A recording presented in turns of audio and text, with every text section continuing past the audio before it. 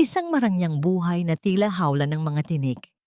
Habang hinahaplos ni Kate ang kanyang 7 buwang tiyan, isang malamig na tinig ang bumasag sa kanyang huling pag-asa. Wala kang kwenta, Kate. Isang basurang pinulot ko lang sa kalsada. Ngunit hindi nila alam, sa likod ng kanyang mga luha ay isang matinding bagyo ang namumuo. Ang bawat latay at bawat pait ay may katumbas na paniningil. Darating ang mga itim na sasakyan at sa araw na yon, luluhod ang mga mapangapi. Sino nga ba talaga ang babaeng inakala nilang mahina? Isang biktima o ang magmamana ng isang imperyo? Wala kang kwenta, Kate. Isang basurang pinulot ko lang sa kalsada na dapat ay matagal ko nang itinapon. Ang mga salitang iyon ay parang isang matalim na balaraw na bumaon sa gitna ng dibdib ni Kate Sterling. Nanatili siyang nakaupo sa gilid ng kanilang kama. Ang kanyang mga daliri ay nanginginig habang dahan-dahang tinatahi ang isang maliit na puting kumot para sa kanyang isisilang na sanggol. Sa gitna ng kumot ay may borda ng titik na S, isang simbolo ng pamilya, Sterling na buong puso niyang pinahalagahan, ngunit ngayon ay tila isang sumpa na nakagapos sa kanyang leeg. Bumukas ng marahas ang pinto at pumasok si Marcus, ang kanyang asawa. Ang bango ng mamahaling pabango nito ay hinaluan ng amoy ng alak, isang kombinasyon na laging nagpapahiwatig ng darating na bagyo. Hindi man lang nito tinignan ang namamagang mga paa ni Kate o ang 7 buwang umbok sa kanyang tiyan. Sa halip, sinipat ni Marcus ang ginagawa ng asawa at sa isang iglap, marahas niyang sinunggaban ng kumot at itinapon ito sa sulok ng silid. Tumama ang karayom sa dulo ng daliri ni Kate. Isang maliit na butil ng pulang dugo ang lumitaw. Mabilis na sumipsip sa maputing tela ng kanyang duster. Ngunit mas matindi ang hapdi sa loob ng kanyang puso kaysa sa sugat sa kanyang balat. Nanigas ang kanyang katawan, ang kanyang lalamunan ay tila binarahan ng isang malaking bato na hindi niya kayang ilunok. Ang hangin sa loob ng silid ay naging siksik at mahirap hingayin. Marcus, para sa baby natin to. Ang tanging naibulalas ni Kate sa isang boses na halos hindi marinig. Isang pabulong na pagsamo na nilamon ng katahimikan. Baby? Do you think a child can fix this marriage? Huwag kang umakto na parang biktima, Kate. You should be lucky I gave you my name. Ang bulyaw ni Marcus habang tinititigan siya ng may matinding pandidiri. Huwag mong isipin na porke buntis ka ay may kapangyarihan ka na sa pamamahay na ito. Pagkatapos mong manganak, I have plans for you. Marahil ay kailangan mo ng mahabang pahinga sa isang psychiatric facility. You're becoming unstable. Hindi pa man nakakabawi si Kate sa laso ng mga salita ni Marcus. Bumukas muli ang pinto at pumasok ang kanyang biyenan na si Doña Aurora. Ang matanda ay nakasuot ng seda. Ang bawat hiyas sa kanyang leeg ay kumikinang sa ilalim ng chandelier, ngunit ang kanyang mga mata ay kasing lamig ng yelo. Tama ang anak ko, Kate. Look at you. Napakamanang mo na. No wonder Marcus is looking for excitement elsewhere. Isang hamak na ulila na walang pinagmulan, iyan ang totoo, sa likod ng apelyidong Sterling na ipinahiram namin sa'yo. Utang mo sa amin ang bawat hiningang kinukuha mo sa mansyong ito. Ang sabi ni Aurora habang nilalapitan si Kate at dinuduro ang kanyang noo. Nanatiling nakayuko si Kate. Nararamdaman niya ang init ng mga luha na nagbabadyang kumawala, ngunit pilit niya itong pinipigilan. Ang kanyang puso ay tumitibok ng mabilis, parang isang ibon na pilit kumakawala sa isang bakal na hawla. Ang bawat salita ng biyenan ay parang latay ng latigo na unti-unting pumapatay sa huling hibla ng kanyang pagkatao. Sa ilalim ng kanyang palad na nakapatong sa kanyang tiyan, naramdaman niya ang mahinang sipa ng kanyang anak. Isang munting buhay na walang kamuwang-muwang sa kalupitang nakapaligid sa kanila. Habang nagpapatuloy ang mag-ina sa kanilang mga panlalait, tila huminto ang mundo para kay Kate. Ang mga pamilyar na dingding ng kanilang kwarto ay tila naging mga pader ng isang piitan. Ang bawat marangyang kagamitan ay naging mga saksi sa kanyang paghihirap. Isang matinding pait ang namuo sa kanyang dila at sa gitna ng kanyang pagkawasak, isang alaala ang biglang sumagi sa kanyang isip. Isang mukha ng isang lalaking may matitigas na mga mata. Isang lalaking iniwan niya 10 taon na ang nakalilipas upang hanapin ang tinatawag niyang pag-ibig. Lumabas ang mag-ina sa silid. Iniwan si Kate sa gitna ng kadiliman at katahimikan. Ang tunog ng pagsara ng pinto ay umalingaw-ngaw sa buong silid, isang hudyat ng kanyang ganap na pag-iisa. Dahan-dahan siyang tumayo, pinulot ang maruming kumot sa sahig at hinaplos ang dugong naiwan sa tela. Ang kanyang mga mata, na dati ay puno ng pagsuko, ay unti-unting nagbago. May isang liwanag na hindi pa nakikita ni Marcus, isang apoy na nagmula sa malamig na lupain ng kanyang nakaraan. Hanggang kailan nga ba kayang magtiis ng isang pusong paulit-ulit na dinudurog bago ito tuluyang maging bato? Gaano kalalim ang sugat na kailangang maramdaman bago ang isang biktima ay magpasyang maging isang maniningil? Sa gitna ng gabi, habang ang buong mansyon ay nakalubog sa mapanlinlang na katahimikan, isang katanungan ang pabalik-balik na umaalingaw-ngaw sa isipan ni Kate. Kung malalaman kaya nila kung kaninong dugo ang tunay na nananalaytay sa kanyang mga ugat, magagawa pa kaya nilang tumitig sa kanyang mga mata nang may ganoong kagalit? Ang amoy ng lason ay madalas na nakabalot sa samyo ng mga bulaklak. Ubusin mo yan, Kate. Huwag kang maarte, dahil para iyan sa ikabubuti ninyo ng bata. Ang malambing, ngunit mapanuring tinig ni Doña Aurora ay umalingaw-ngaw sa loob ng silid. Hawak ng matanda ang isang tasa ng tsa na naglalabas ng mainit na usok. Ang bawat galaw ni Aurora ay puno ng pekeng kalinga, isang uri ng pagmamahal na tila isang lubid na unti-unting humihigpit sa leeg ni Kate. Tinanggap ni Kate ang tasa. Ramdam niya ang init ng porselana sa kanyang nanginginig na mga palad. Ang amoy ng tsaa ay kakaiba, matamis na may halong pait na tila hindi nagmumula sa alinmang halamang gamot na pamilyar sa kanya. Tumingin siya sa kanyang biyanan. Nakita niya ang isang mapanlinlang na ngiti sa mga labi nito. Isang ngiti na hindi umaabot sa malamig nitong mga mata. Sa bawat pagtitig ni Aurora, tila hinuhubaran nito ang pagkatao ni Kate. Hinahanap ang anumang bakas ng pagre-rebelde. Salamat po, Ma. Ang tipid na sagot ni Kate.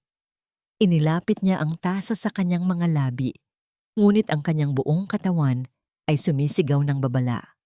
Naalala niya ang mga nagdaang gabi kung kailan matapos uminom ng tsaang ito, ang kanyang paningin ay nagiging malabo at ang kanyang isipan ay tila nilalamon ng isang makapal na hamog. Ang kanyang katawan ay nagiging mabigat at sa bawat pagkakataong yon, nararamdaman niyang tila may mga aninong gumagalaw sa kanyang paligid na hindi niya kayang pigilan. Kunwari ay humigop si Kate, ngunit hinayaan lamang niyang mabasa ang kanyang mga labi. Sa isang sandali na lumingon si Aurora upang ayusin ang mga kurtina, mabilis at tahimik na ibinuhos ni Kate ang malaking bahagi ng tsaa sa paso ng isang malabay na halaman sa tabi ng kanyang higaan. Ang likido ay mabilis na hinigop ng lupa, tila isang lihim na nabaon sa katahimikan. Nang humarap muli ang matanda, tuyot na ang tasa ni Kate at may bakas ng pilit na ngiti sa kanyang mukha. Mabuting bata, kailangan mong maging malakas dahil maraming pagbabago ang mangyayari kapag lumabas na ang batang iyan, ang sabi ni Aurora habang hinahaplos ang buhok ni Kate. Ang haplos na yon ay hindi nagbigay ng ginhawa. Sa halip, tila ito ay isang pagmamarka ng isang ari-arian. Nang makaalis ang biyanan, dahan-dahang lumapit si Kate sa bintana. Hinawi niya ng bahagya ang makapal na telang pelus at tumingin sa labas, sa malawak na hardin ng mansyon na nababalot na ng dilim. Doon, sa tapat ng malaking tarangkahan, napansin niya ang isang itim na sasakyan. Hindi ito ang sasakyan ni Marcus, Nakaparada ito ng tahimik. Ang mga ilaw ay patay. Tila isang rebulto ng bakal sa ilalim ng liwanag ng buwan. Ang pagkakaroon ng sasakyang yon sa ganoong oras ay nagdulot ng kilabot sa kanyang balat. Isang pakiramdam na tila may nagmamasid sa kanya mula sa malayo. Naghihintay ng tamang pagkakataon. Bumalik si Kate sa kanyang kama. Ang kanyang isipan ay puno ng mga katanungan. Bakit tila nagmamadali silang pahinain ang kanyang katawan? Ano ang tunay na balak ni Marcus at Aurora sa kanyang anak? Sa gitna ng kanyang pag-iisip, napansin niya ang isang kakaibang bagay. Ang maliit na lampara sa kanyang bedside table, na dati ay hindi naman nagbibigay ng anumang ingay, ay tila may mahinang huni. Dahan-dahan niyang inikot ang lampara. Ang kanyang mga daliri ay nanginginig. Habang sinusuri ang bawat bahagi nito, sa ilalim ng base ng lampara, sa isang maliit na siwang na halos hindi mapapansin, nakita niya ang isang bagay na nagpabilis ng tibok ng kanyang puso. Isang maliit at pulang ilaw ang kumikislap ng napakabilis. Isang lihim na mata na nakatitig sa kanya, nagmamasid sa bawat galaw niya, sa bawat luha niya, at marahil ay sa bawat paghinga niya. Sino ang naglagay nito? Si Marcus ba na kanyang asawa? O ang kanyang biyenang si Aurora? O baka naman, may mas malalim pang lihim na nakatago sa likod ng mga pader ng mansyong ito? Napahawak si Kate sa kanyang tiyan. Ang kanyang mga kuko ay bumaon sa kanyang balat. Hindi na lamang ito tungkol sa kanyang kaligtasan. Ito ay tungkol sa buhay na nasa loob niya. Ang bawat sulok ng kanyang tahanan ay naging isang kaaway. Ang bawat taong nakangiti sa kanya ay may hawak na kutsilyo sa likuran. Sa gitna ng takot, isang malamig na determinasyon ang nagsimulang mamuo sa kanyang dibdib. Kung gusto nilang maglaro ng marumi, handa siyang lumaban sa sarili niyang paraan. Ngunit bago iyon, kailangan niyang malaman hanggang saan ang kayang gawin ng mga Sterling upang itago ang katotohanan, at sino ang nasa loob ng itim na sasakyang yon na tila aninong sumusunod sa kanyang kapalaran. Huwag mong titigan ang basurang yan, Kate. Kahit balutin mo pa ang sarili mo ng pilak, amoy lupa ka pa rin. Ang boses ni Marcus ay parang isang malamig na hangin na dumaan sa batok ni Kate habang siya ay nakatayo sa harap ng isang lumang painting sa pasilyo. Tumingin si Marcus sa kanyang suot na duster. Isang lumang damit na kupas na ang kulay. Ang tanging bagay na dala niya noong tumakas siya mula sa kanyang marangyang nakaraan. Para kay Marcus, ito ay simbolo ng kahirapan ni Kate. Para kay Kate, ito ang huling alaala ng kalayaang tinangka niyang hanapin sa piling ng maling lalaki. Dahan-dahang hinaplos ni Kate ang kanyang tiyan, pilit na itinatago ang panginginig ng kanyang mga kamay. Sa bawat hakbang ni Marcus palayo, nararamdaman niya ang bigat ng isang lihim na tila isang buhay na baging na sumasakal sa kanyang puso. Ang lalaking inakala niyang magliligtas sa kanya mula sa gintong hawla ng kanyang ama ay siya palang magiging pinakamalupit niyang tanod. Nang matiyak niyang nakalabas na si Marcus ng mansyon para sa isang business meeting na alam niyang sa piling lang ng ibang babae mauuwi, dahan-dahang pumasok si Kate sa kanyang maliit na silid-aklatan. Ito ang tanging lugar kung saan pinapayagan siyang mapag-isa dahil iniisip ni Aurora na masyadong bobo si Kate para intindihin ang mga libro sa loob nito. Lumapit siya sa isang bahagi ng istante kung saan nakalagay ang isang makapal at lumang libro ng mga tula sa wikang Ruso. Ang bawat pahina nito ay may amoy ng nakaraan, ng malalamig na gabi sa Moscow at ng bango ng tabako ng kanyang ama. Sa pagitan ng mga pahina ay nakatago ang isang manipis at itim na burner phone, isang kagamitang hindi dapat malaman ng sinuman sa mga Sterling. Binuksan niya ang telepono. Ang liwanag nito ay tumama sa kanyang maputlang mukha, nagpapakita ng mga mata na puno ng pagod, ngunit may bahid ng apoy. Tinitigan niya ang tanging contact na nakasave doon, Titik V. Isang alaala ang biglang bumaha sa kanyang isipan, Tila isang pelikulang pilit na bumabalik sa kanyang gunita. 10 taon na ang nakalilipas, sa ilalim ng ulan, sa isang madilim na kalsada, isang matangkad na lalaki na may matitigas na mga mata ang humawak sa kanyang balikat. "My princess!" ang sabi ng lalaki sa isang malalim at baritono na boses. Ang bawat salita ay may bigat ng isang imperyo. Ang pag-ibig na hinahanap mo ay isang ilusyon. Darating ang araw na mauubos ang mga luha mo, at sa araw na yon, tandaan mo na ang apelyidong itinakwil mo ang siya ring magiging sandata mo. Iyon ang huling pagkakataon na nakita niya si Victor, ang kanyang ama, ang lalaking kinatatakutan ng mga negosyante sa buong Europa, ang tanging tao na may kakayahang sunugin ang buong mundo para lamang sa kanya. Tumakas si Kate dahil ayaw niya sa dahas, ayaw niya sa kapangyarihan. Ngunit ngayon, habang nararamdaman niya ang panganib na nakapaligid sa kanyang anak, unti-unti niyang nauunawaan ang mga salita ng kanyang ama. Nanginginig ang kanyang mga daliri habang sinusulat ang isang mensahe. Ang bawat titik ay tila isang pag-amin ng kanyang pagkatalo, isang pagsuko sa kapalaran na pilit niyang tinakasan. "Father, I'm tired of hiding. Please, save my child." Hindi pa niya na-send ang mensahe nang biglang bumukas ang pinto. Ang tunog ng pagpihit ng doorknob ay tila isang putok ng baril sa katahimikan ng silid. Mabilis na itinago ni Kate ang telepono sa likod ng kanyang duster, ngunit huli na ang lahat. Nakatayo sa pintuan si Marcus, ang mga mata nito ay naniningkit sa hinala. Ang kanyang tingin ay bumagsak sa kamay ni Kate na nakatago, at isang mapanuyang ngiti ang gumuhit sa kanyang mga labi. "Who are you calling, Kate? Sino ang kinakausap ng isang ulilang tulad mo?" Ang tanong ni Marcus habang dahan-dahang lumalapit. Ang bawat hakbang nito ay tila isang banta ng kamatayan. Nanlamig ang buong katawan ni Kate. Ang burner phone ay tila naglalabas ng init sa kanyang balat, isang ebidensya ng kanyang pagtatraidor sa pamilyang umaapi sa kanya. Kung malalaman ni Marcus ang tungkol sa teleponong ito, hindi lamang ang kanyang kalayaan ang mawawala, maaring pati ang buhay ng kanyang anak ay malagay sa panganib. "Wala, Marcus. Nag-aayos lang ako ng mga libro." Ang pilit na sagot ni Kate.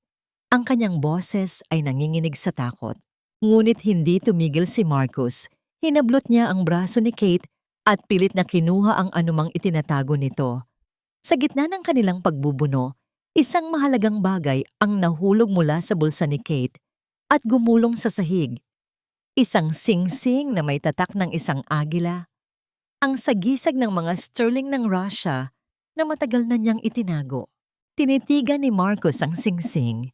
Ang kanyang mukha ay nagbago mula sa galit tungo sa matinding pagkalito at kasakiman. "Where did you get this, Kate? Magnanakaw ka rin ba bukod sa pagiging basura? Ginto man ang suot mo, Kate. Magnanakaw ka pa rin sa paningin ko." Ang boses ni Marcus ay puno ng pangungutya habang pinapaikot niya sa kanyang mga daliri ang gintong singsing na may tatak ng agila.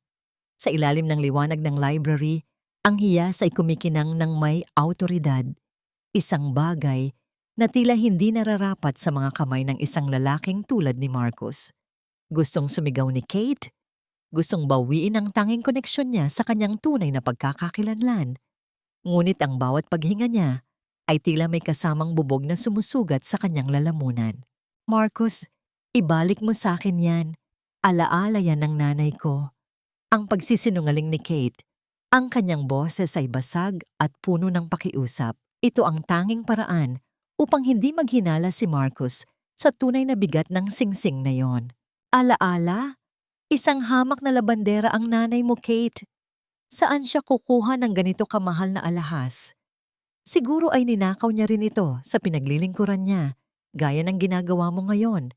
Ang sagot ni Marcus sabay bulsa sa singsing. Ang kanyang mga mata ay naglalabas ng kislap ng kasakiman. Alam niyang malaki ang halaga ng gintong iyon, sapat na marahil upang bayaran ang ilan sa kanyang mga utang sa sugal na hindi alam ng publiko.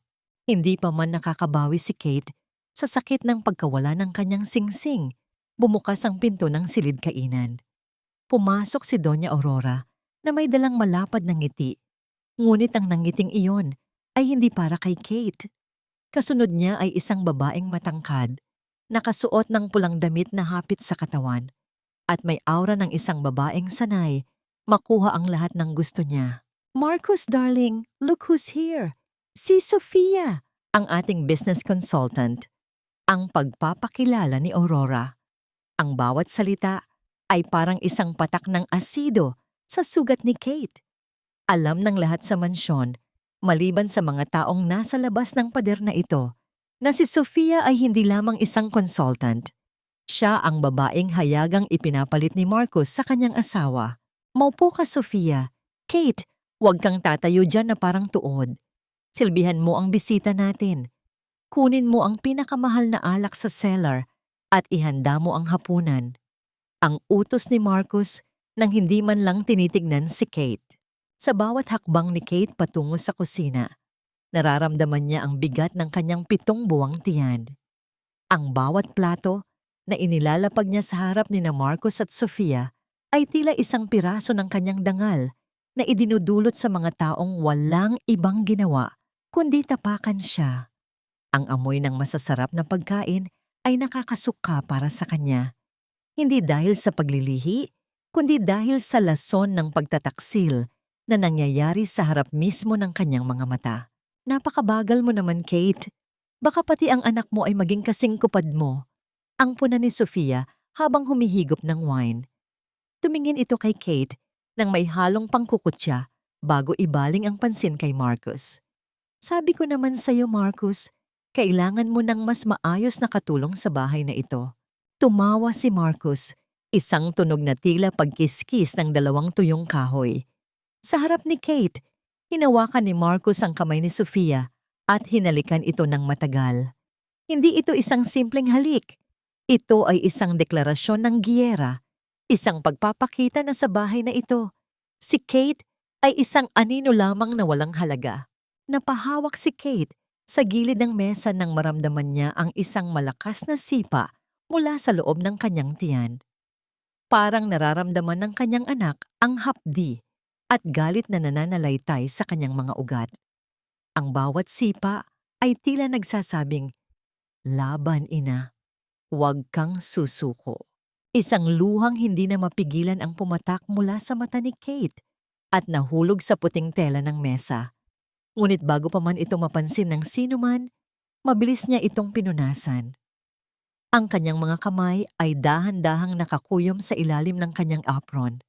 Ang bawat haplos ni Marcus kay Sofia, ang bawat halakhak ni Aurora, at ang bawat pangaalipusta ay itinatala ni Kate sa kanyang isipan. Natapos ang hapunan na tila isang dula-dulaan ng kalupitan. Nang magpaalam si Sofia, hindi lamang isang simpleng paghalik sa pisngi ang ginawa ni Marcus. Sa mismong harap ng hagdanan, habang si Kate ay nakatayo sa dilim ng pasilyo, napanood niya kung paano siniil ni Marcus ng halik si Sofia. Isang halik na puno ng pagnanasa at walang anumang bahid ng hiya. "I can't wait to get rid of her, Sofia. Konting tiis na lang at magiging atin na ang lahat." Ang bulong ni Marcus na umabot sa pandinig ni Kate. Ang mga salitang iyon ay tila huling pako sa krus na pasan-pasan ni Kate. Ang kanyang asawa ay hindi lamang nagtataksil, balak din siyang burahin sa mundong ito upang makuha ang anumang kayamanang inaakala nilang pag-aari niya. Nang pumanhik si Marcus sa itaas, iniwan niyang nakatulala si Kate sa gitna ng sala. Ngunit sa pagkakataong ito, wala ng luha. Ang kanyang mga mata ay nakatitig sa kawalan, malamig at matalim. Ang singsing na kinuha ni Marcus ay hindi lamang basta alahas. Ito ang magiging mitya ng kanilang pagkawasak. Dahan-dahang kinapa ni Kate ang bulsa ng kanyang duster. Doon, naramdaman niya ang burner phone na himalang hindi nakuha ni Marcus sa library. Sa ilalim ng malabong liwanag ng buwan na tumatagos sa bintana, muli niyang binuksan ang mensahe mula kay V. Isang bagong notification ang lumitaw sa screen. The fleet is moving. 7 days, my princess. Just 7 days. 7 araw. Iyon na lamang ang kailangan niyang tiisin. 7 araw bago ang anibersaryo na magiging huling gabi ng mga Sterling sa tuktok ng kanilang kapangyarihan. Ngunit habang tinitignan niya ang kanyang tiyan, isang tanong ang bumagabag sa kanya. Mapoprotektahan ba niya ang kanyang anak sa loob ng 7 araw na ito? O mas pipiliin ni na Marcus at Aurora na wakasan ang kanyang buhay bago pa man sumikat ang araw ng paniningil? Ang isang reyna ay nananatiling reyna kahit nakasuot pa siya ng basahan at nakaluhod sa putikan. Ito ang bulong ni Kate sa kanyang sarili habang ang kanyang mga tuhod ay nakabaon sa malamig na sahig ng library. Hawak niya ang isang basahan. Pilit na binubura ang mantsa ng wine na sadyang itinapon ni Marcus bago ito umalis kaninang umaga. Ang bawat pagkuskos niya sa sahig ay tila paglilinis din sa kanyang sariling dangal na pilit dinudumihan ng mga taong nakapaligid sa kanya. Ang sakit sa kanyang likod dahil sa bigat ng kanyang tiyan ay unti-unting nagiging manhid na papalitan ng isang layunin na mas matalas pa sa anumang pisikal na dusa. Sa ilalim ng mesa, napansin ni Kate ang isang tumpok ng mga papel na tila itinapon lamang doon. Alam niyang hindi dapat siya nakikialam sa mga gamit ni Marcus, ngunit ang kanyang mga kamay ay tila may sariling isip. Dahan-dahan niyang kinuha ang mga dokumento bago siya naging isang basurang asawa sa paningin ng mga Sterling. Si Kate ay pinalaki sa mundo ng mga numero at estratehiya sa Moscow. Ang kanyang ama, si Victor, ay hindi lamang siya tinuruan kung paano mamuhay ng marangya. Tinuruan din siya nito kung paano magbasa ng mga kasinungalingan sa likod ng mga financial statement. Nanlaki ang mga mata ni Kate habang sinusuri ang mga numero. Si Marcus ay hindi lamang baon sa utang. Ang kanyang kumpanya ay isang guhong gusali na tanging pangalan na lamang ang nagpapatayo. Ang marangyang buhay nila sa mansyong ito ay isang malaking ilusyon, isang maskara na unti-unti nang natituklap. Kaya pala ganoon na lamang ang pagnanais nito sa kanyang singsing. Akala ni Marcus ay ninakaw niya ito. Hindi nito alam na ang singsing na yon ay susi sa isang kaban na hindi nito kayang abutin kahit sa panaginip. Sa gitna ng kanyang pagbabasa, pumasok ang matandang katulong na si Nanay Isabel. Ang matanda ay may dalang tray ng pagkain, ngunit ang kanyang mukha ay puno ng takot habang nakatingin sa pinto. "Iha, kumain ka muna. Baka mabinat ka sa ginagawa mo," ang pabulong na sabi ni Isabel. Lumapit ang matanda at dahan-dahang tinulungan si Kate na tumayo. "Salamat po, Nanay Isabel. Bakit po kayo nanginginig?" tanong ni Kate habang pinupunasan ang kanyang basang mga kamay sa kanyang apron. Dahan-dahang inayos ni Isabel ang laylayan ng lumang duster ni Kate, isang simpleng kilos ng pag-aalaga na matagal nang hindi nararamdaman ni Kate. Narinig ko ang usapan ni Doña Aurora at ng abogado kanina sa garden. Pinapirmahan nila kay Marcus ang isang dokumento tungkol sa lupa mo sa probinsya, yung maliit na sakahan na iniwan ng nanay mo. Iha, balak nilang ibenta yon para pambayad sa utang nila. Ang sakahang iyon ay ang tanging alaala ni Kate sa kanyang ina, ang lugar kung saan siya nagtago noong unang taon niya sa Pilipinas. Ito ang kanyang santuwaryo. At ngayon, pati ang huling piraso ng kanyang puso ay balak nilang nakawin. Isang matinding galit ang sumiklab sa dibdib ni Kate, ngunit nanatili siyang kalmado sa labas. Kinuha niya ang kamay ni Isabel at pinisil ito ng mahigpit. "Huwag kayong mag-alala, Nay. Hindi nila makukuha ang kahit anong hindi sa kanila," ang sabi ni Kate na may kasamang katiyakan na nagpatigil sa panginginig ng matanda. Bumalik si Kate sa kanyang silid at muling binuksan ang kanyang burner phone. Gamit ang kanyang kaalaman sa finance, nagsimula siyang mag-trace ng mga account ni Marcus. Hindi lamang siya naghihintay sa kanyang ama. Nagsisimula na siyang maglatag ng sarili niyang mga patibong. Bawat ilegal na transaksyon, Bawat pekeng pirma ni Marcus at bawat ebidensya ng paglustay ng pondo ay dahan-dahang tinitipon ni Kate sa isang encrypted cloud folder.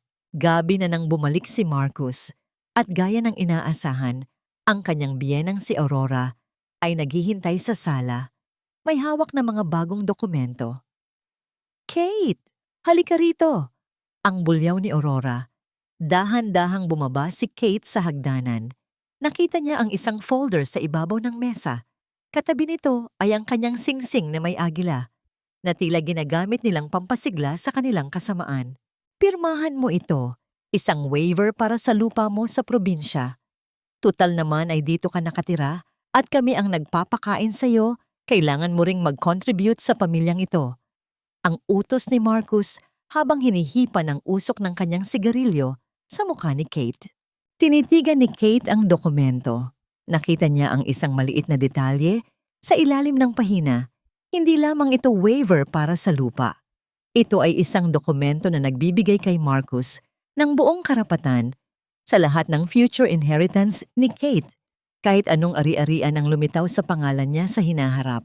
Isang mapait na ngiti ang gumuhit sa mga labi ni Kate sa loob ng kanyang isipan.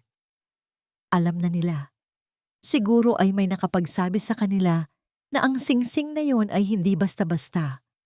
Sinusubukan nilang itali ang kanyang kinabukasan bago pa man niya malaman ang tunay niyang halaga.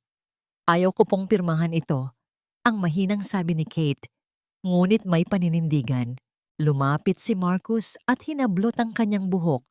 Pilit na inihaharap ang kanyang mukha sa dokumento. Wala kang pagpipilian, Kate. Pirmahan mo ito.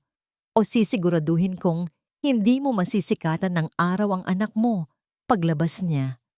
Isang pirma lang at mananatili kang reyna sa bahay na ito.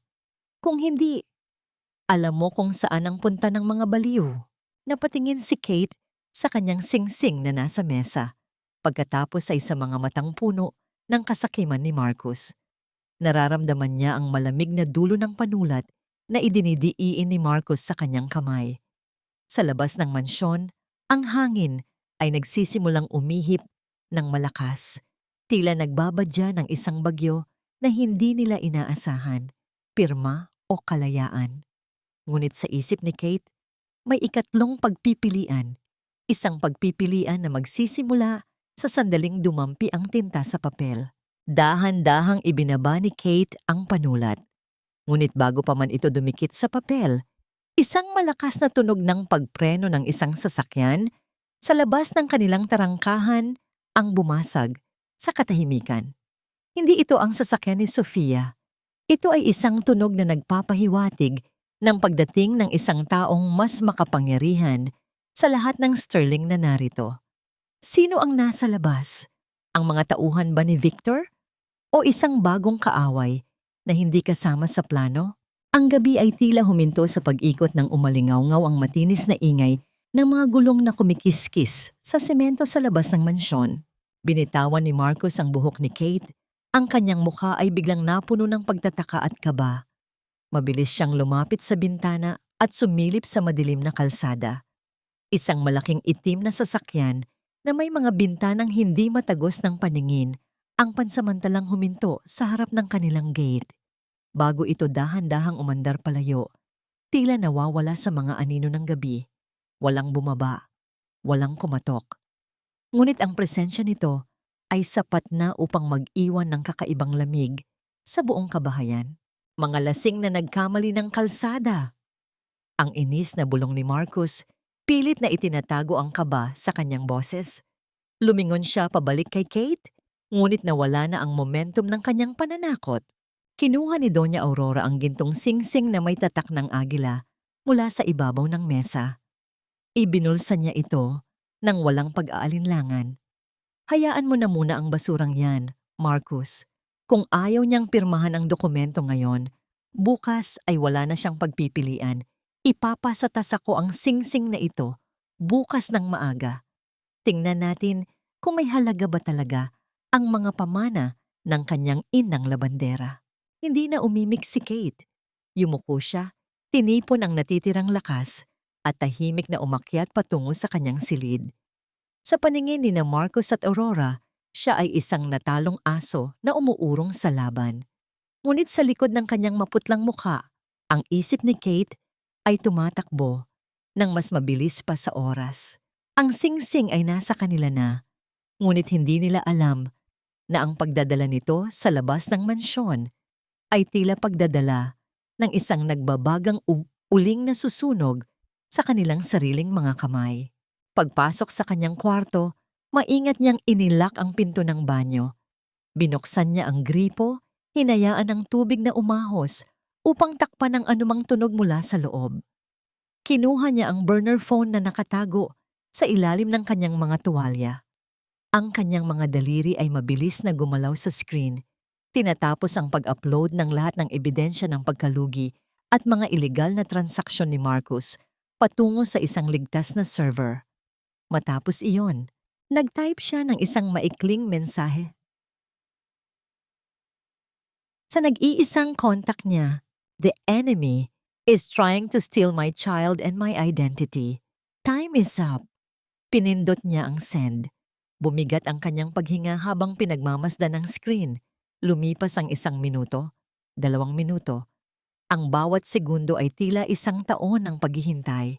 Pagkatapos, umilaw ang telepono. Isang mensahe ang dumating. Binasa niya ito at sa unang pagkakataon, matapos ang napakahabang panahon, naramdaman niya ang pag-ibig at kapangyarihan na matagal na niyang kinalimutan. "Ang aking prinsesa, sabihin mo lamang kung sino ang gusto mong durugin at gagawin kong abo ang kanilang mundo." Napapikit si Kate. Isang mainit na luha ng pag-asa ang tumulo mula sa kanyang mga mata. Hindi na siya mag-iisa. Ang mga agila ng Russia ay papalapit na at walang sino man sa mga sterling ng Manila ang handa sa paparating na unos. Tumingin si Kate sa malaking salamin ng banyo. Pinunasan niya ang kanyang mga luha gamit ang likod ng kanyang kamay. Ang refleksyon na nakita niya ay hindi na ang mahinang asawa na madalas yuko ang ulo. Unti-unting nagbago ang kanyang anyo. Ang kanyang mga mata ay nanlamig at tumalim. Ang kanyang panga ay tumigas. Nakita niya sa kanyang sarili ang dugo ni Victor. Hinaplos niya ang kanyang umbok na tiyan at bumulong sa sarili. "Malapit na tayong umuwi, anak. Konting tiis na lang."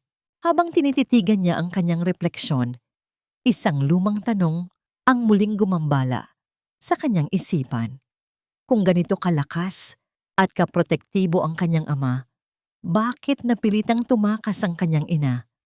Anong lihim ang nalaman ng kanyang ina tungkol kay Victor na naging dahilan upang piliin itong mamuhay sa hirap at magtago sa Pilipinas hanggang sa kanyang huling hininga? Mayroon bang dilim sa kapangyarihan ng kanyang ama na hindi pa niya lubos na nauunawaan? Pinatay ni Kate ang ilaw ng banyo at lumabas. Handa nang magpahinga. Ngunit bago pa man siya makahiga, marahas na bumukas ang pinto ng kanyang silid. Nakatayo sa pintuan si Doña Aurora, ngunit ang matanda ay wala sa kanyang pamilyar na mapagmataas na tindig. Ang mukha ni Aurora ay kasing putla ng isang bangkay. Ang kanyang mga mata ay nanlalaki sa matinding takot at ang kanyang buong katawan ay nanginginig. Sa kanyang nanginginig na palad ay nakapatong ang gintong singsing na may agila. "Kate!" Ang boses ni Aurora ay basag. Halos isang paos na bulong na walang bahid ng kayabangan. May mga lalaking nakasuot ng itim sa ibaba. Hinahanap nila kung sino ang nagmamay-ari ng hiyas na ito. Ang gabi ay nabalot ng isang nakakapasong tensyon sa loob ng silid ni Kate. Nakatayo si Doña Aurora. Ang mga labi ay nanginginig at ang kayabangan ay pansamantalang naglaho sa kanyang mukha habang hawak ang singsing. Ngunit bago pa man makapagsalita si Kate, marahas na bumukas ang pinto at pumasok si Marcos. Ang kanyang mukha ay namumula sa matinding galit. Ang mga ugat sa kanyang leeg ay litaw na litaw. Mga kawatan, mga sindikatong nagpapanggap. Ang bulyaw ni Marcos habang padabog na isinasara ang pinto.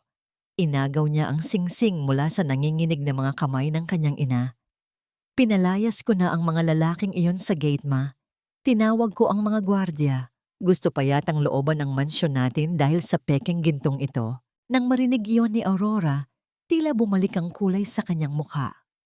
Ang takot ay mabilis na napalitan ng pamilyar na pang-aalipusta. Inayos ng matanda ang kanyang postura at matalim na tinitigan si Kate. Sabi ko na nga ba, isang walang kwentang basura ang hiyas na yan. Hindi lamang peke, umaakit pa ng mga kriminal sa pamamahay natin. Tingnan mo ang dinala mo sa pamilyang ito, Kate. Puro kamalasan. Ang panunumbat ni Aurora, habang nakapamaywang, ang boses ay matinis at puno ng pagkamuhi. Humakbang si Marcus palapit kay Kate at dinuro ang mukha nito. Tandaan mo ito, Kate. Isang pagkakamali pa, isang kalokohan pa, bago ang anibersaryo ko, at isusumpa ko sa iyo na sa madilim at malamig na basement na ng bahay na ito, kita ikukulong hanggang sa manganak ka. Wala kang makakausap, wala kang makikitang liwanag. Umalis ang mag-ina na iniwang nakakandado ang pinto mula sa labas. Ang tunog ng pagpihit ng susi ay tila isang mabigat na kadena na pumulupot sa leeg ni Kate. Sa sandaling iyon, ang pakiramdam ng pagkasakal ay naging totoo. Ang hangin sa loob ng kwarto ay tila naubos at ang marangyang silid ay tuluyan nang naging isang gintong hawla. Ngunit sa halip na umiyak, dahan-dahang ipinasok ni Kate ang kanyang kamay sa malalim na bulsa ng kanyang duster. Inilabas niya ang isang makinis at itim na ballpen, isang maliit na kagamitan na ipinadala ng kanyang ama kasama ng mga librong Ruso noon. Pindot. Isang maliit na asul na ilaw ang kumislap bago muling namatay. Tahimik at kalmado siyang napangiti. Ang bawat banta ni Marcus, ang bawat panlalait ni Aurora ay malinaw na nakarecord. Wala silang kawala.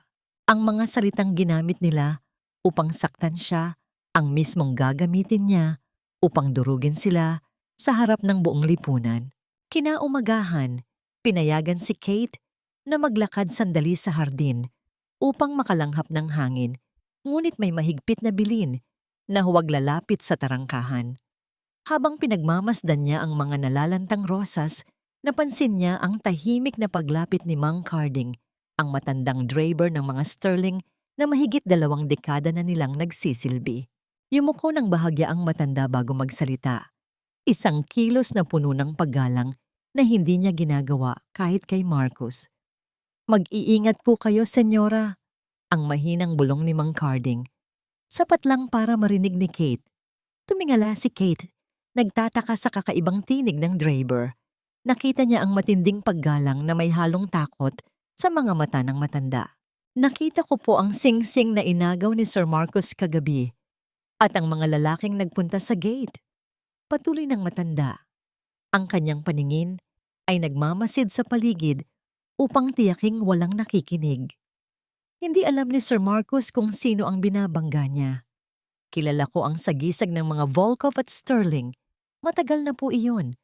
Noong nasa Europa pa ako.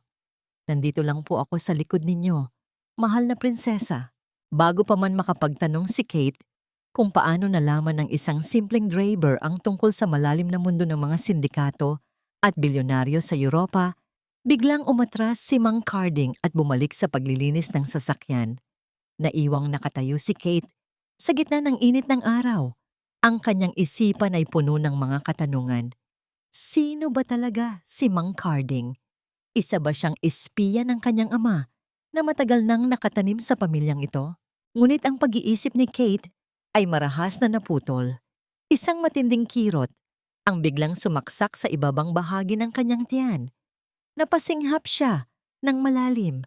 Kumapit siya ng mahigpit sa konkretong poste ng pasilyo habang ang sakit ay mabilis na gumagapang sa kanyang buong katawan.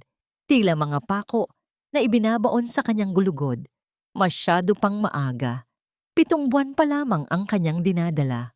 Isang mainit at masaganang likido ang biglang dumaloy pababa sa kanyang mga binti. Bumasa sa kanyang lumang damit at pumatak sa tuyong lupa ng hardin. Ang kanyang paningin ay nagdilim dahil sa tindi ng hapdi. Napaluhod si Kate sa mga batong daanan. Ang kanyang mga kamay ay mahigpit na nakahawak sa kanyang umbok na tiyan. Tulong! Tulungan niyo ang anak ko! Ang hirap at basag na sigaw ni Kate, umaalingaw-ngaw sa tahimik na bakuran ng mga Sterling. Mabubuhay ba ang kanyang anak sa gitna ng kapabayaan ng pamilyang ito?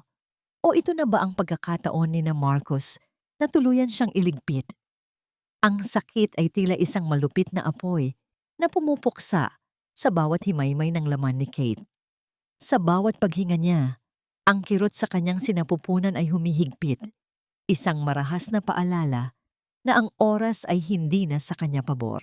Sa gitna ng kanyang pag-ungol sa malamig na lupa ng hardin, dumating si Mang Carding. Buong pag-iingat at bilis siyang binuhat ng matanda, papasok sa sasakyan. Walang pag-aalinlangan nitong pinaandar ang makina.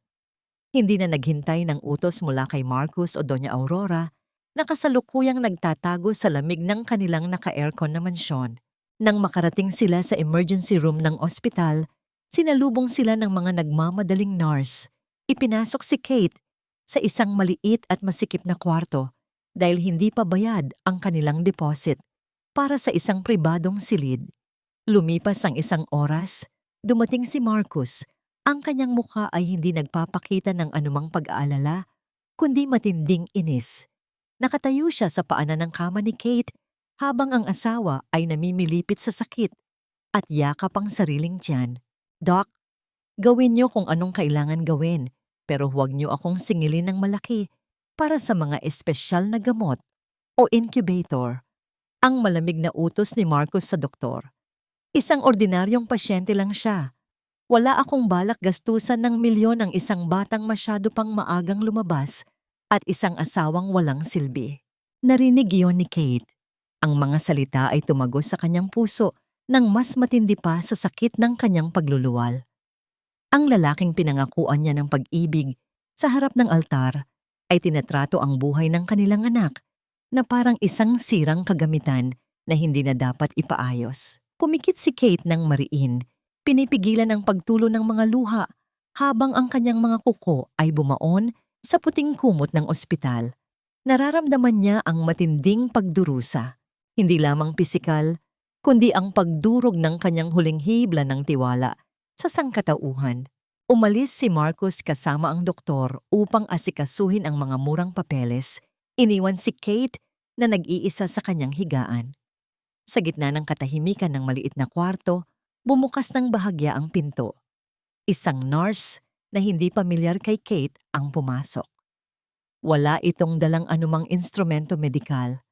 Sa halip, lumapit ito sa higaan at mabilis, ngunit palihim, na inilagay ang isang maliit, itim, at mamahaling telepono sa ilalim ng unan ni Kate.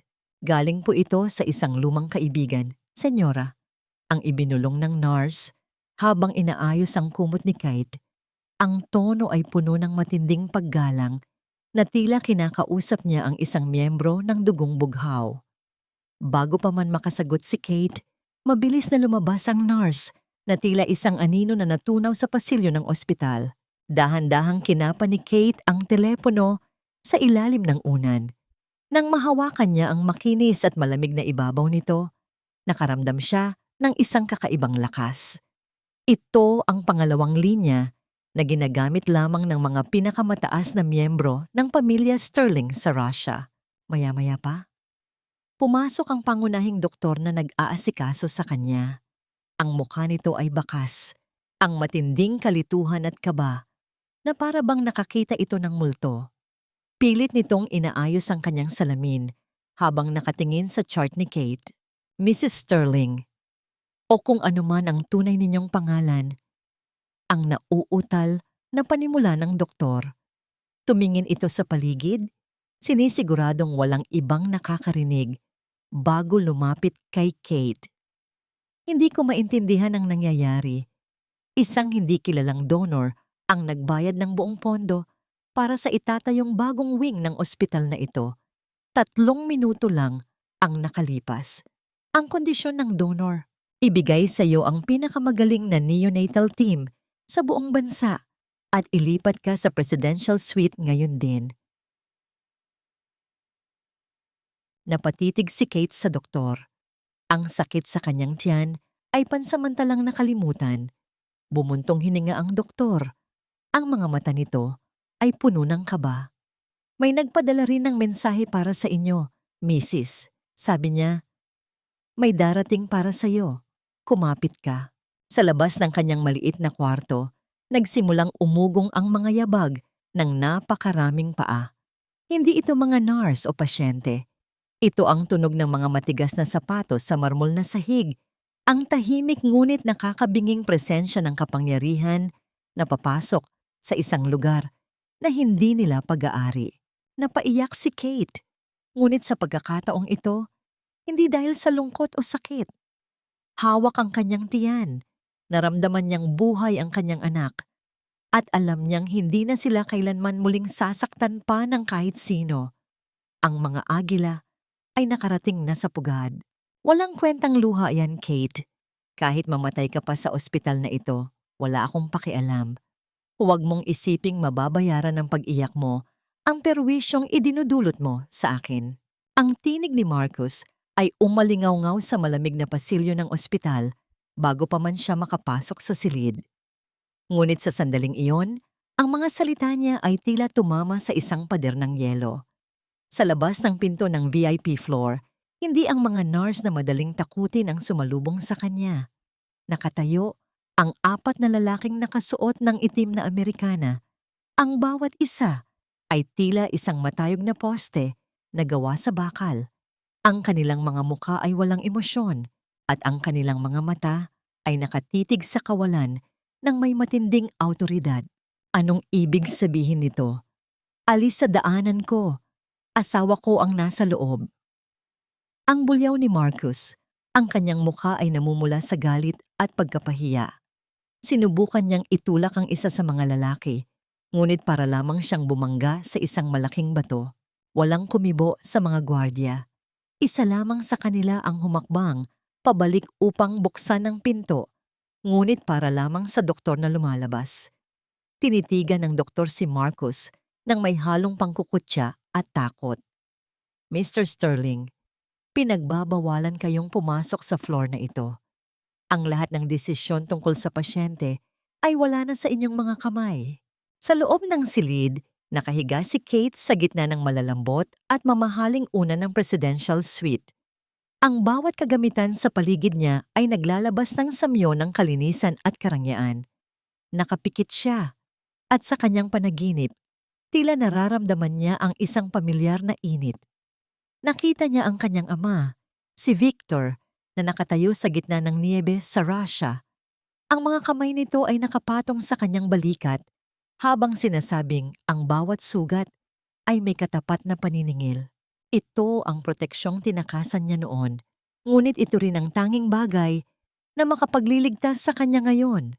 Nabalik ang diwa ni Kate nang marinig niya ang mahinang pagbukas ng pinto. Pumasok ang isang lalaking may dalang isang itim na folder. Yumukod ito nang malalim sa kanya bago ilapag ang folder sa kanyang higaan. Ligtas na ang bata, senyora. Ang lahat ng pinakamahusay na kagamitan ay nakahanda na para sa inyong dalawa. Samantala, sa labas ng ospital, ang mundo ni Marcus ay nagsisimulang gumuho sa loob lamang ng ilang minuto. Ang kanyang telepono ay walang tigil sa pag-vibrate sa loob ng kanyang bulsa. Sa bawat pagsagot niya, isang masamang balita ang sumasampal sa kanyang mukha. Sir, ang lahat ng ating mga investor ay sabay-sabay na nag-pull out. Ang sigaw ng kanyang sekretarya sa kabilang linya. Ang ating mga bank account ay pansamantalang naka-freeze dahil sa isang investigasyon ng money laundering na hindi natin alam kung saan nanggaling. Nawawala na ang lahat, sir. Nabitawan ni Marcus ang kanyang telepono. Ang tunog ng pagbagsak nito sa sahig ay tila ang tunog ng pagbagsak ng kanyang sariling imperyo. Paano nangyari ito? Sino ang may sapat na kapangyarihan upang sirain ang isang sterling sa loob lamang ng isang oras? Isang lalaking nakasuot ng puting guwantes ang lumapit kay Marcus Sa gitna ng kanyang pagtulala, walang imik itong nag-abot ng isang sobrang may kulay pilak. Ang tatak sa likod nito ay isang agila na nakadapo sa isang espada. Ang sagisag na nakita ni Marcus sa singsing ni Kate. Dahan-dahang binuksan ni Marcus ang sobre. Ang laman nito ay isang eleganteng card na may nakasulat na mga salitang tila isang hatol ng kamatayan para sa kanyang dangal. Inaasahan namin ang iyong pagdalo sa iyong sariling paghuhukom, isang anibersaryo na hindi mo kailanman malilimutan. Napatingin si Marcus sa pintuan ng silid ni Kate. Sa likod ng makapal na salamin, nakita niya ang kanyang asawa, ang babaeng tinawag niyang basura, na ngayon ay tahimik na nakatingin sa bintana. Ang mga mata ay puno ng isang uri ng kapayapaan na hindi niya kayang abutin. Sino ba talaga ang babaeng ito? At anong uri ng halimaw ang kanyang ginising mula sa kailaliman ng nakaraan? Habang ang araw ay unti-unting lumulubog sa abot-tanaw ng Maynila, ang mga anino ng mga itim na sasakyan ay nagsisimulang pumalibot sa gusali. Ang laro ay nagbago na. Ang biktima ay naging tagapagmasid at ang mapang-api ay naging isang daga na wala nang mapagtataguan. Ang pilit ng ngiti ay madalas mas masakit kaysa sa tunay na pagluha. Makalipas ang ilang araw matapos ang muntikang pagkawala ng kanyang anak, sa pilitang iniuwi ni Marcus si Kate mula sa ospital. Ang imperyo ni Marcus ay unti-unti nang gumuguho. Ang kanyang mga kumpanya ay nalulubog sa utang, ngunit sa kanyang isipan, ang tanging paraan upang isalba ang kanyang pangalan ay ang magdaos ng isang marangyang anibersaryo. Kailangan niyang ipakita sa mga namumuhunan na matatag pa rin ang kanyang pamilya at walang katotohanan ang mga bali-balitang siya ay pabangkarote na. At para maging kapani-paniwala ang dula-dulaang ito, kailangan niyang kaladkarin ang asawang pinandidirian niya pabalik sa entablado ng lipunan. Sa loob ng madilim na kwarto ng mansyon, ibinato ni Doña Aurora ang isang lumang damit sa paanan ni Kate. Isa itong kupas na bestidang kulay murang rosas. Ang tela ay magaspang at ang yari ay lumana. Tila itinago sa baul ng mahabang panahon. Iyan ang isusuot mo ngayong gabi. Huwag kang umasa na bibilhan ka pa ng anak ko ng mamahaling gown pagkatapos ng lahat ng perwisyong idinulot mo. Magpasalamat ka at isasama ka pa sa harap ng mga kagalang-galang na tao. Ang matalim na panlalait ng matanda, bago ito, tuluyang lumabas ng silid. Isinuot ni Kate ang damit. Ang mga tahi nito ay maluwag at hindi lapat sa kanyang katawan na bumibigat dahil sa pagbubuntis. Ngunit nang humarap siya sa malaking salamin, walang pumatak na luha sa kanyang mga mata. Itinaas niya ang kanyang baba at inayos ang kanyang postura. Ang kanyang mukha ay maputla, ngunit ang kanyang mga mata ay nag-aapoy sa tahimik na kapangyarihan. Kahit balutin pa siya ng basahan, hindi nito maitatago ang dugong nananalaytay sa kanyang mga ugat.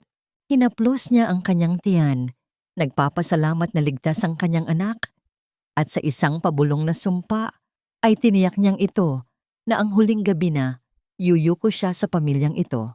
Nang makarating sila sa grand ballroom ng isang sikat na hotel, ang paligid ay puno ng nakakapasong liwanag mula sa mga kristal na aranya at libo-libong puting rosas.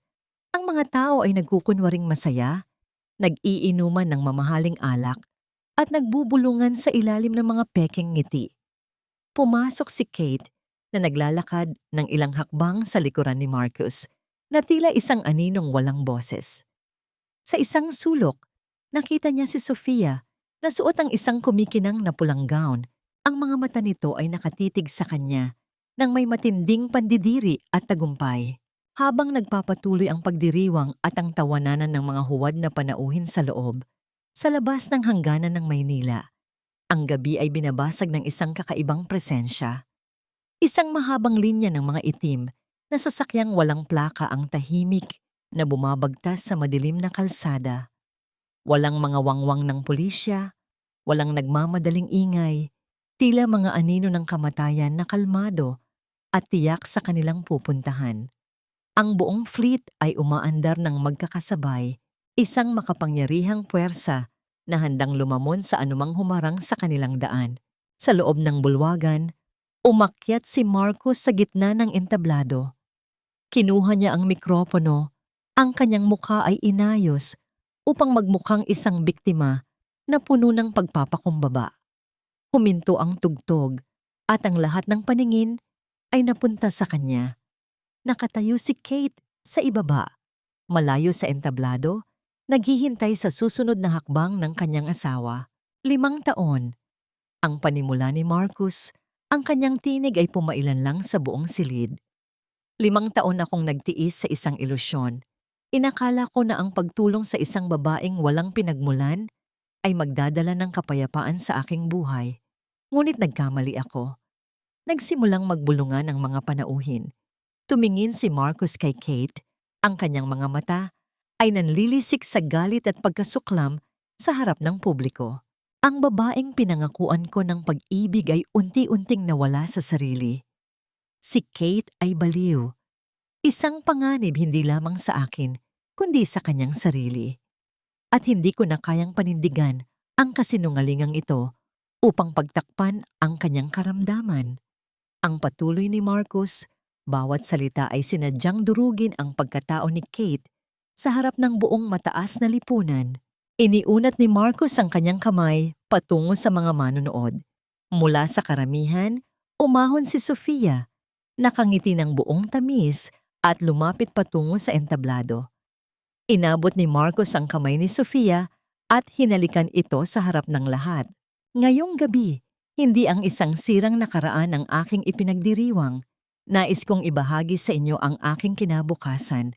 Gusto kong ipakilala sa inyo ang babaeng tunay na magdadala ng pangalang Sterling. Ang aking mapapangasawa, si Sofia. Ang pagdedeklara ni Marcus na tila isang huling patalim na itinusok sa dibdib ng kanyang legal na asawa. Nagulat ang buong bulwagan. Ang ilan ay napasinghap, ang ilan ay nag-iwas ng tingin kay Kate. Nakatayo lamang si Kate sa gitna ng silid, mag-isa, suot ang kanyang kupas na damit, habang ang mundo ay tila gumuguho sa kanyang paanan. Ang lalaking ama ng kanyang anak ay inilalako siya bilang isang baliw at ipinapangalandakan ang kabit nito sa harap ng libu-libong tao. Sa likod ng mga matang nakatingin sa kanya ng may awa at pandidiri, nanatiling kalmado si Kate. Alam niyang ang kalbaryong ito ay may hangganan.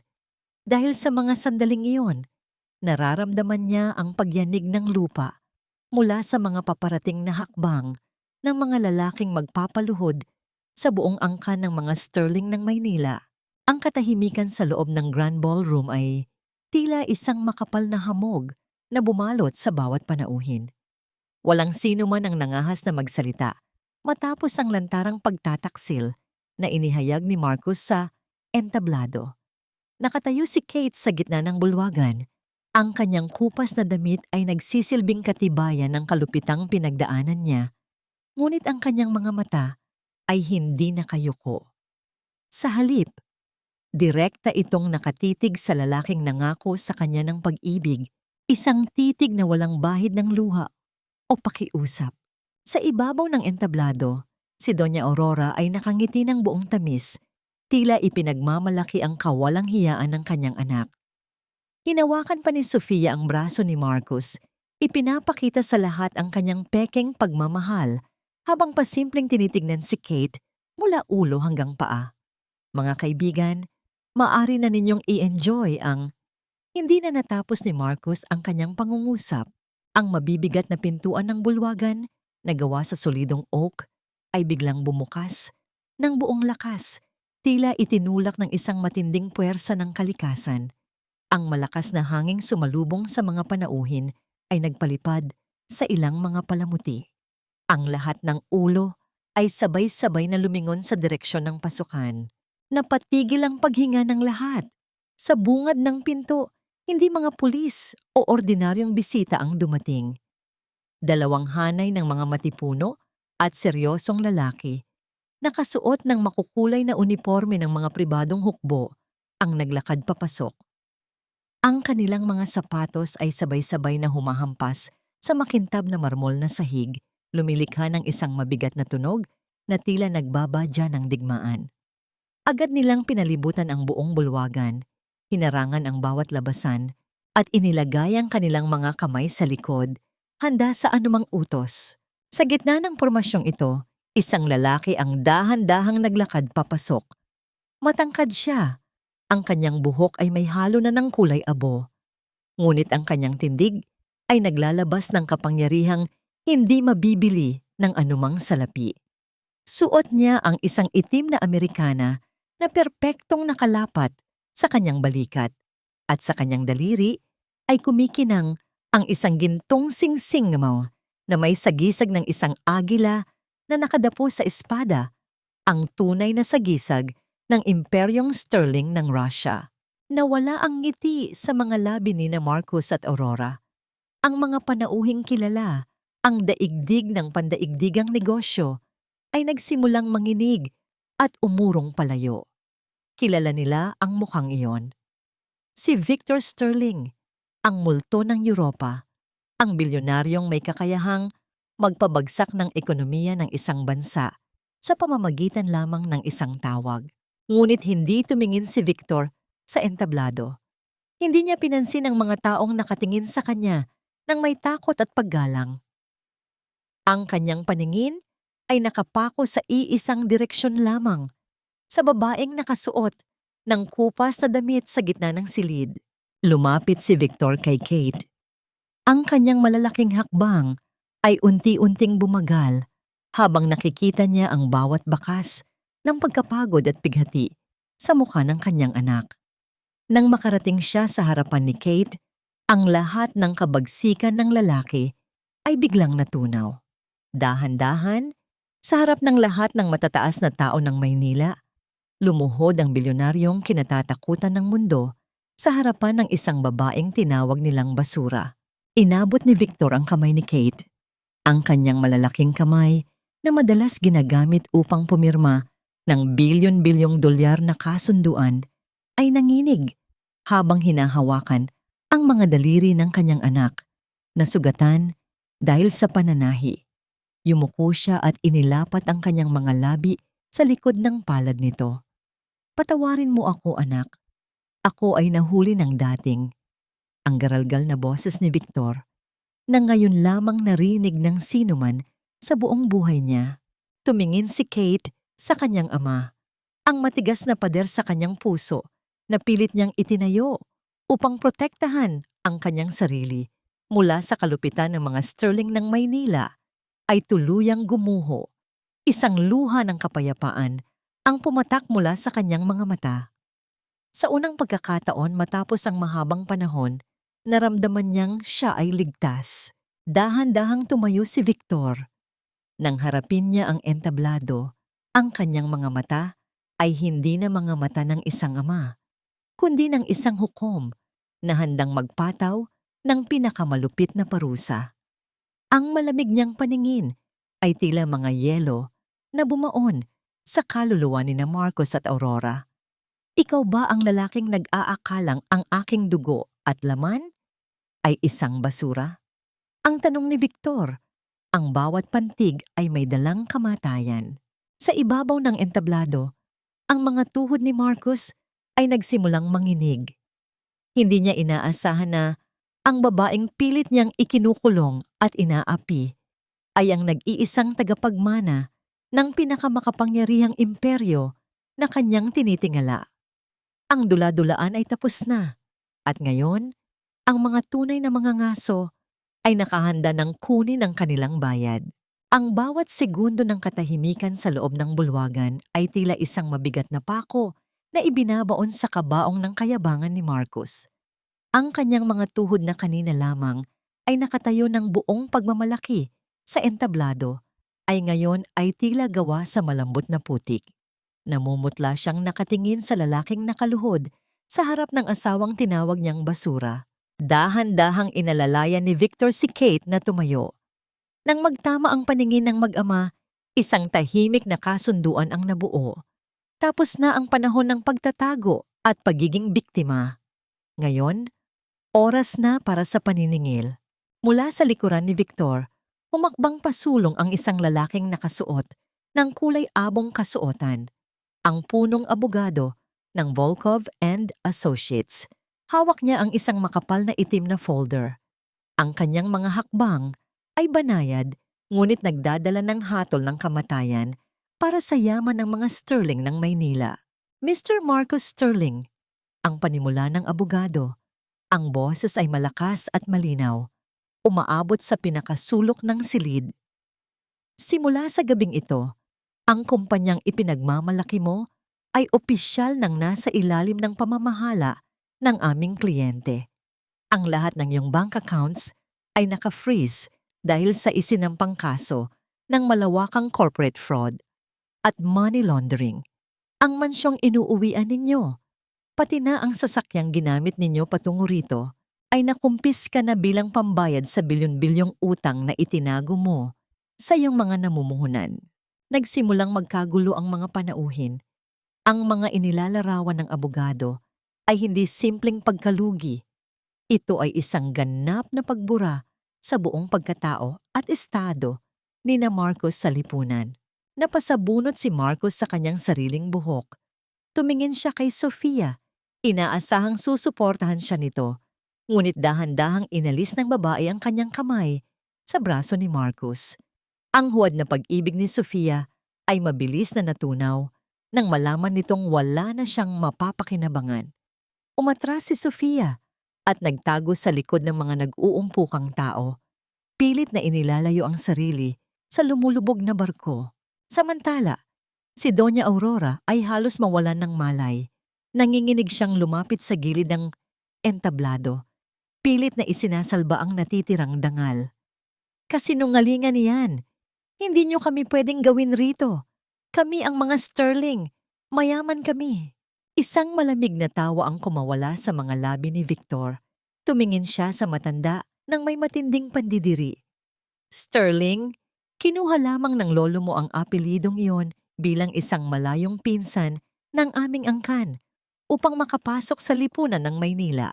Ngunit wala sa inyong mga ugat ang tunay na dugo ng isang agila.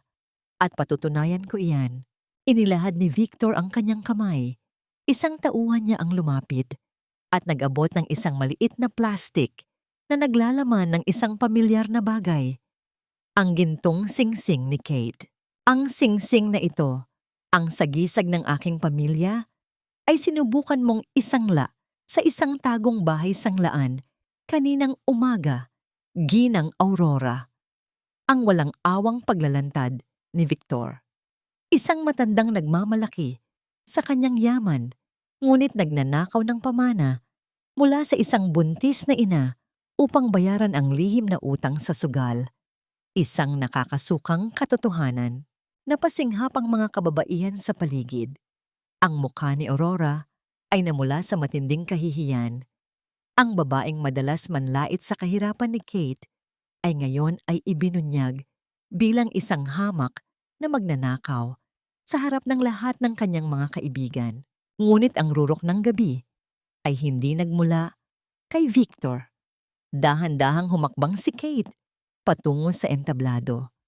Ang kanyang kupas na damit ay humahawi sa hangin. Umakyat siya sa mga hagdan at tumayo sa mismong lugar kung saan kanina ay ipinapahiya siya ni Marcos. Kinuha niya ang mikropono mula sa nanginginig na kamay ng kanyang asawa. Hinarap muna ni Kate ang mga armadong tauhan ng kanyang ama. Sa isang malinaw, matigas at perpektong wikang Ruso, nag-utos siya na manatili sa kanilang pwesto at hayaan siyang tapusin ang usapan. Ang mga naglalakihang lalaki ay sabay-sabay na yumukod, nagpapakita ng buong pagsunod sa kanilang tunay na tagapagmana. Ang pagkilos na yon ay sapat na upang tuluyang basagin ang anumang ilusyon ni Marcos na si Kate ay isang mahinang babae. Hinarap ni Kate si Marcos. Ang kanyang mga mata ay nagliliyab sa isang kapangyarihang hindi kailanman nakita ng kanyang asawa. You called me trash, Marcos, Tinawag mo akong baliw. Ipinagmalaki mo sa buong mundo na kaya mong itapon ang buhay ko at ng anak natin para lang sa pansarili mong luho. Ang mariing sabi ni Kate, ang bawat salita ay tumatagos sa katahimikan ng bulwagan. Gusto mo ng baliw? Ngayon, makikita mo kung paano sumingil ang baliw na pilit mong ginising. Wala kang makukuhang kahit isang kusing mula sa akin. Kukunin ko ang lahat hanggang sa ang tanging maiwan sa iyo ay ang pangalang patuloy mong dinudumihan. May nema mamambama, andas sa may binitawan ni Kate ang mikropono. Ang tunog ng pagbagsak nito sa kahoy na sahig ng entablado ay tila isang huling tuldok sa kanilang kasal. Sa labas ng mga salamin ng hotel, ang mga mapupulang ilaw mula sa mga sasakyan ng pulisya ay nagsimulang tumagos sa loob ng bulwagan. Pumasok ang mga opisyal ng batas, dala ang mga patong-patong na warrant of arrest laban kay Marcus. Walang sino man ang nagtangkang pumigil o tumulong sa kanya habang isinusuot sa kanyang mga pulso ang malamig na posas. Habang kinakaladkad palabas si Marcus sa harap ng mga taong dati ay humahanga sa kanya, isang huling sulyap ang inialay niya sa entablado. Nakita niya si Kate, nakatayo sa tabi ng kanyang ama, mataas, marangal, at hindi na kailanman maaabot. Ngunit sa gitna ng tagumpay na ito, isang tanong ang naiwan sa isipan ni Kate nang mapansin niyang ang pekeng babaeng si Sofia ay mabilis at palihim na nakipag-usap sa isa sa mga tauhan ni Victor bago ito tuluyang nawala sa karamihan. Sino ba talaga si Sofia at ano ang tunay niyang papel sa malaking larong ito? Ang amoy ng tagumpay ay kasing tamis ng kalayaan, ngunit para kay Kate, ito ay may halong pait ng mga sugat na hindi pa lubusang naghihilom. Matapos ang madugong gabi sa ballroom, ang mansyon ng mga Sterling ay tila isang baog na lupain. Wala na ang mga marangyang ilaw, wala na ang mga huwad na panauhin. Si Marcus ay nasa loob na ng malamig na rehas ng bilangguan, habang si Doña Aurora naman ay inilikas ng kanyang mga natitirang utusan patungo sa isang maliit na apartment sa gilid ng lungsod, ang tanging lugar na hindi nila naisangla sa kanilang kasakiman. Dahan-dahang tinahak ni Kate ang pasilyo ng mansyon.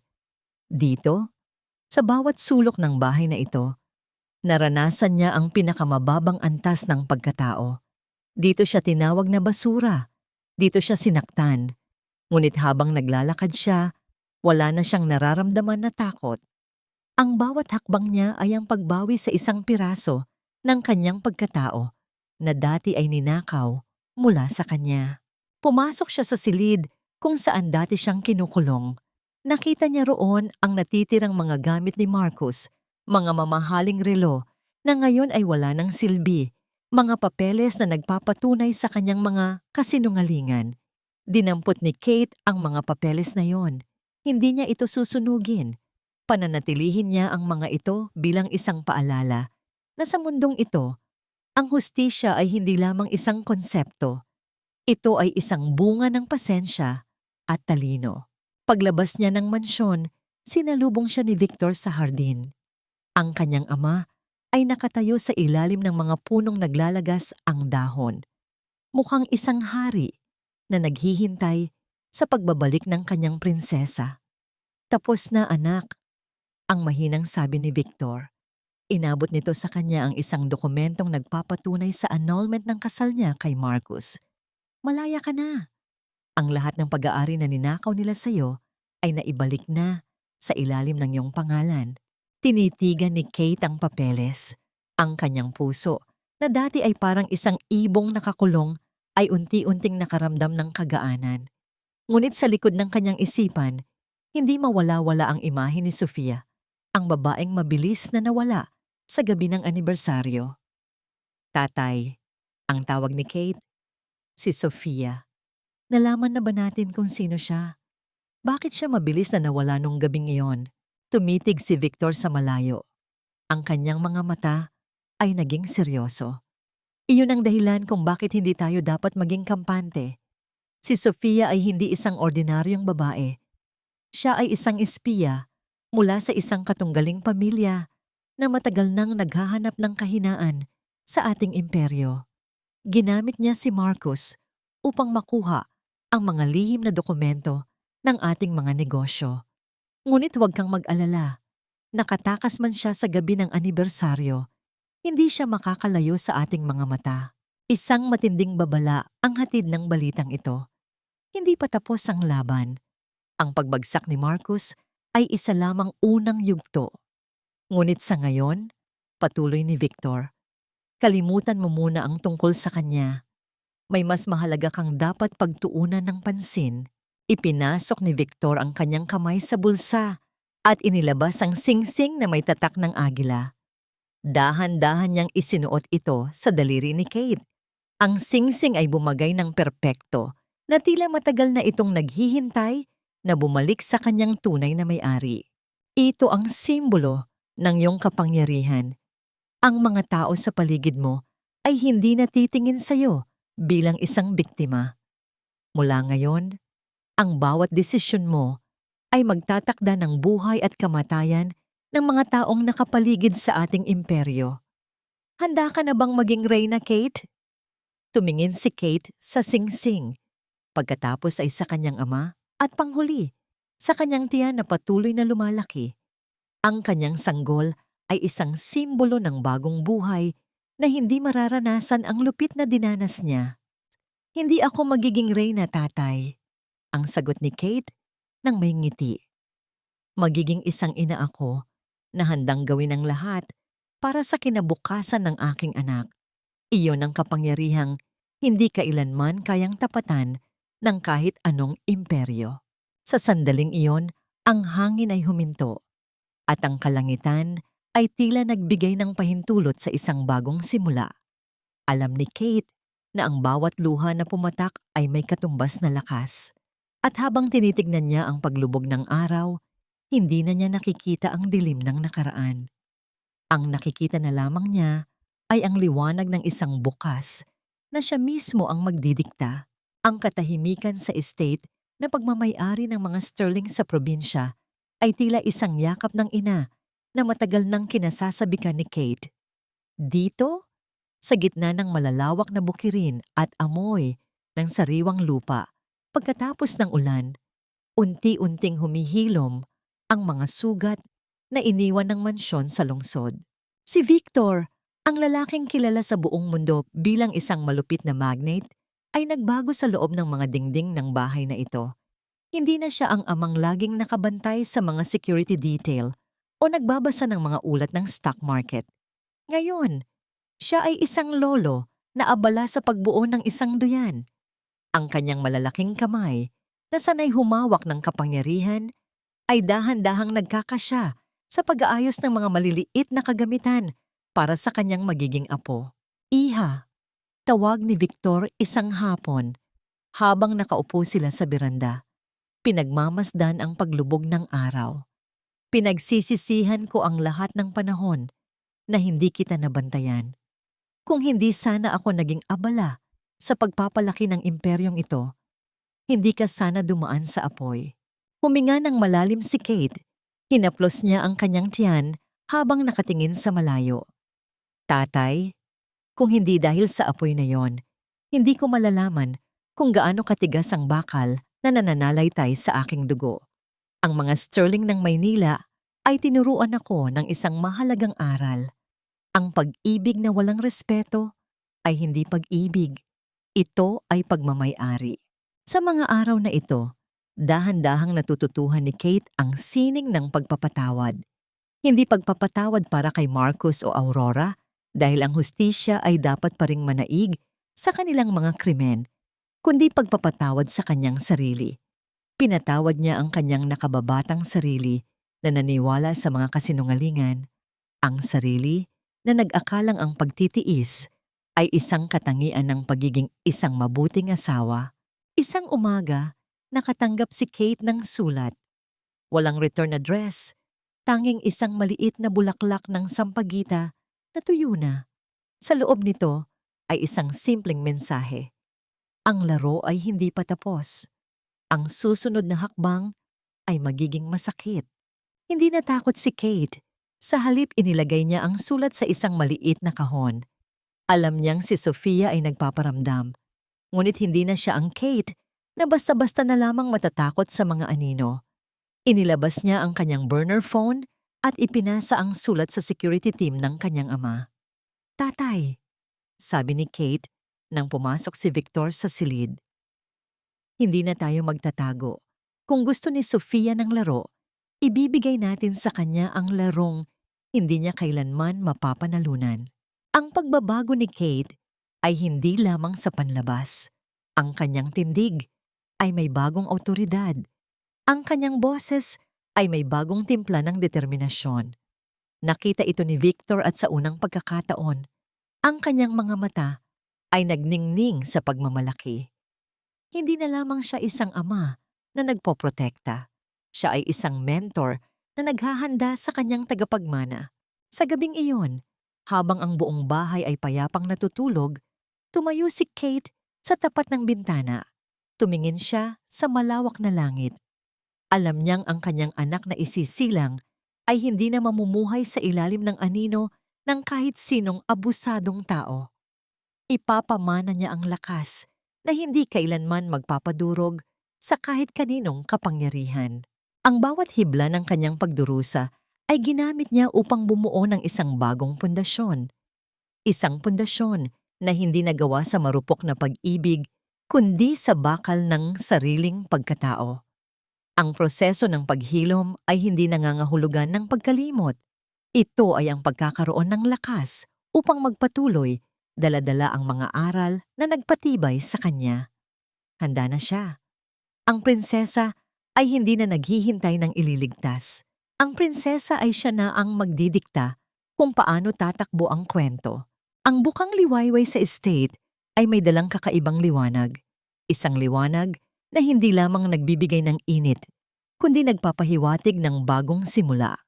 Sa loob ng silid na puno ng amoy ng mga sariwang bulaklak at gatas, maririnig ang mahina, ngunit malinaw na iyak ng isang sanggol. Dahan-dahang hinaplos ni Kate ang pisngi ng kanyang anak. Si Elena, ang kanyang maliit na anghel na nagdala ng liwanag sa pinakamadilim na kabanata ng kanyang buhay. Hawak niya ang maliit na kamay nito at sa sandaling iyon, alam ni Kate ang sagot sa 3 tanong na matagal na gumabagabag sa kanya. Una, ang pagpapatawad. Hindi niya pinatawad sina Marcos at Aurora para sa kanilang kapakanan, kundi para sa sarili niya. Ang galit ay isang kadenang nagbubuklod sa kanya sa kanyang mga kaaway.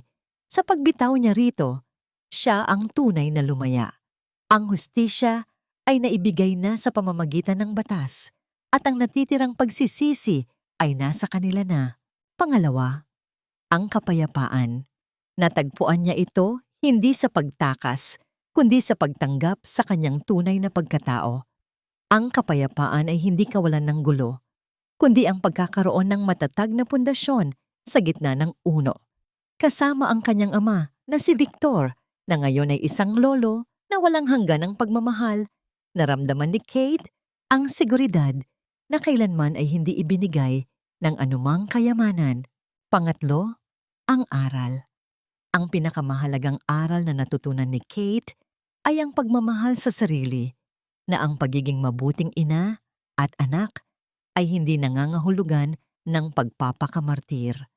Ang kanyang paglalakbay ay naging patunay na ang bawat sugat ay nagsisilbing marka ng isang digmaang kanyang napanalunan. Sa kabila ng bintana, tahimik na nakatanaw si Victor. Alam niyang ang banta ni Sofia ay hindi pa tuluyang naglalaho, ngunit hindi na siya natatakot para kay Kate. Ang kanyang anak ay hindi na ang mahinang babaeng lumuhod noon sa harap ng mga mapangapi. Si Kate ay naging isang agila na ang mga pakpak ay sapat na ang lawak upang protektahan ang kanyang sarili at ang kanyang pamilya. Habang hinihimas ni Kate ang buhok ng kanyang anak, isang mensahe ang dumating sa kanyang burner phone. Hindi isang banta, kundi isang balita mula sa kanyang mga tauhan. Si Sofia ay nahuli na sa isang operasyon sa ibang bansa at ngayon ay nasa kamay na ng batas. Ang huling anino ng nakaraan ay tuluyan ng naglaho. Ngumiti si Kate. Inilabas niya ang gintong singsing na may tatak ng agila at inilagay ito sa loob ng isang maliit na kahon, hindi para itago, kundi para ipamana sa takdang panahon. Hindi na tayo kailangang lumaban, Elena. Bulong niya sa sanggol, dahil ang tunay na tagumpay ay ang mamuhay ng may dignidad at pagmamahal. Sa huli, ang kirot ay naging lakas at ang luha ay naging dagat ng bagong pag-asa. Ang kwento ni Kate Sterling ay hindi natapos sa paghihiganti. Ito ay nagsimula sa pagtuklas sa isang babaeng hindi kailanman nagpasailalim sa kahit sinong sumubok na tapakan ang kanyang dangal.